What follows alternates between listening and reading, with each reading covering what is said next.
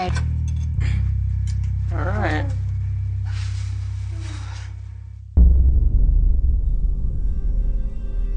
My name is Nikki. I'm 26, and I'm a wife and a mother of 2 boys. Good morning.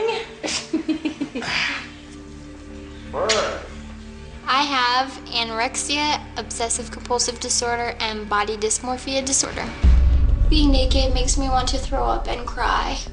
If I had all the money in the world, I would have to set like a world record for plastic surgery. I'd have the eye lift right here, liposuction that baby right out of there. Tighten it up and implant it. I do the cheek implants. If they can fix it with some nips and tucks and surgery, then we might as well have medical intervention.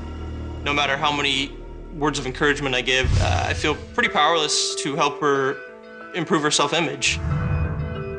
Our shower is terrifying because it's see-through. I am not one of those people that can stand there and look at themselves without clothes on, so I put towels up while I'm in the shower to avoid that additional stress. You have 14 blue shirts. Just pick one. I have a big problem getting out of the house in the morning because I have to match all of my clothes. For my bra, underwear, socks, shoes, flip-flops, pants, shirts, undershirts, they all have to color coordinate or it'll cause me stress the whole rest of the day. That looks retarded. Horizontal stripes, do look wider. Ugh. These thoughts just come into your head and they're so rapid and they're so mean. You're too fat to wear that, you're too chubby, that makes you look 10 pounds overweight. No rational person would think that she's overweight or that she's fat in any way. I'm terrified of gaining weight. I definitely restrict my calorie intake. I'm usually eating less in a day than what you eat in one meal. And that one meal worth of calories makes me feel disgusting and fat. Deducting, let's say, a pound for the towel, we got 120. Pretty gross. Just feel like I'm getting chubbier. It's a losing battle every single day. You're too fat to wear that. It's not your size. Don't even try that. You're not cute enough. I don't understand how people can love you. You're crazy. It's a defect. It's a defect.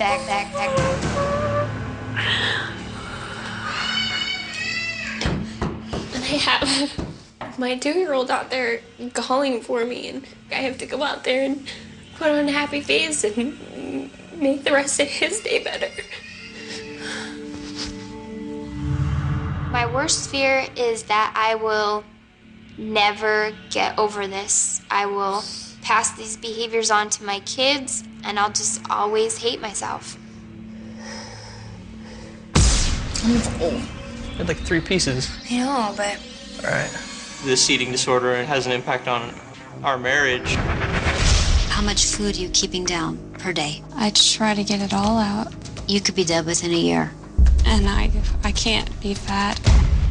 I'd rather die than be fat.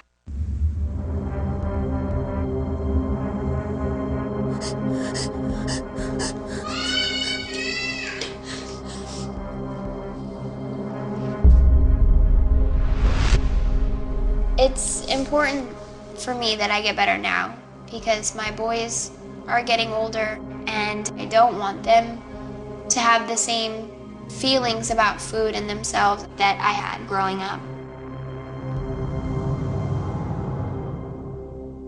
I was always a daddy's girl growing up. As a young kid, she was so bright and happy all the time, and she was my life. Well, my dad had to work a lot, and he worked the shift where we didn't really see him. And my mom had a really hard time dealing. Her mom started exhibiting the eating disorder where she became deathly thin. My mom had anorexia, bulimia, restrictive eating, binging, purging, and she had a really tough time with depression. It was very stressful for me in junior high and high school. My parents got divorced, and ever since then, I've just been keeping this wall up between me and my dad. And my mom was having a hard time, so I tried to be good at everything I was doing. I got straight A's, I was on honor roll, and I tried my best to keep myself maintained and perfect so as not to add any stress to my mom. Bet you did. My hair. At 14, everything fell apart. I had a classmate and his friend in junior high school, and they had a plan in place to sexually assault one of their female classmates, and I just happened to be an easy target. He got me over to his house on the premise that he was having a birthday party, and nobody else was there but us. And the struggle ensued, and I was trying to fight him off, and my arms and my wrists were bruised from being held. I had scratch marks up and down the inside and outside of my thighs, and my whole body just hurt. I didn't want to talk about it to anybody. I especially didn't want to talk about it with my dad, because if we had told him in the moment, it would have been explosive. At that point in time, I thought that there must have been something wrong with me that had made me such a target, and because of that, I felt like everything about me was wrong in some way. I needed to figure out a way to change it. When I stopped eating and started noticing how many people were making comments about, oh, you look so great, and oh, you look so thin, and as a teenage girl, that's something that you always want to hear. One day, after a long period of not eating, I passed out on the bathroom floor, and my mom took me to the emergency room where our pediatrician told her she thought I had anorexia. I had absolutely no metabolism. I had less than 2% body fat. I was pretty sick. All during high school, I tried to put on the happy face, and on the inside, I just felt like a mess. Love you guys. Then here comes Jordan, this just wonderful beacon of a human being, and just changed everything. During our time dating, Nikki had told me about her eating disorder, but it didn't really make a huge difference to me. He asked me to marry him, and I could not say yes fast enough. It is my pleasure to pronounce you at this time husband and wife, and you may kiss the bride. We got pregnant within the first year of being married. I was very excited to be having a baby, but I was terrified of gaining weight. You want a bottle? Although I love both of my sons, I think that delivering them and having them has ruined my body. It's just reached an all-time high with the body dysmorphia. If I don't get help now, I'm afraid I'm going to end up checked into some hospital somewhere, leaving my boys and my husband to fend for themselves.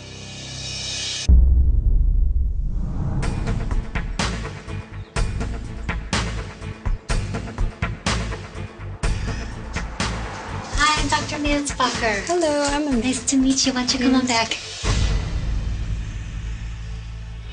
I am Dr. Jordana Mansbacher. I am a licensed psychotherapist, and I have a specialty in treating eating disorders. Why don't we start with why you're here?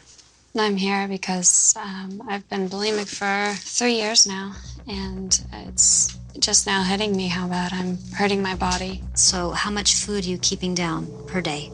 I try to get it all out. I mean, of course, some stays in, otherwise I wouldn't be alive. How much do you think stays in? How many calories are? I should hope not more than 200. I am pretty scared for you, because if you say that you think you only keep down 200 calories, you could be dead within a year. I can't be fat. I'd rather die than be fat. Looking at you, you look pretty emaciated for your height. I know I'm underweight, but to me it doesn't feel that way inside. You can have any feeling you want, but if you're acting and hurting yourself, that's what matters. The goal I'd like to work with you on is your constant need to binge and purge, and that relationship you have with food, and changing it into a healthier relationship with food. Does that sound like a plan? Yeah. I was confident going into it, but afterwards, I'm now a bit scared, and